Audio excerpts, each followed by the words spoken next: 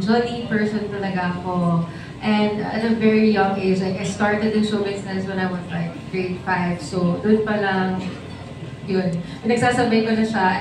It's hard. It was so hard. Pero nandiyan yung support system ko, yun yung family ko. And they always support me sa showbiz career and of course sa academics.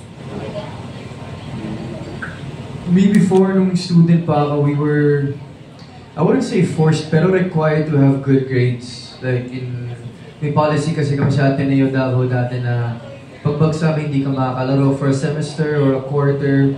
So we were very studious as athletes before and we made sure na we didn't have failing grades. Kasi ang hirap po na pag hindi kompleto yung basketball team namin that time.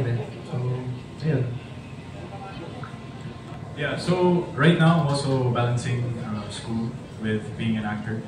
And before, when hindi pa ako actor, I'm doing pretty well naman. You know, nasa honors, nasa top, and things like that. I was just very focused.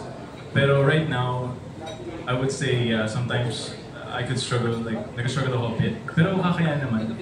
So yeah, hi classmates. Ako po yung estudyante, basta lang maipasa. Ako po yun. So hindi ko na ipagmamalaki ko ano po yung mga ginawa ko. Pero ako po yun. Pasado naman po.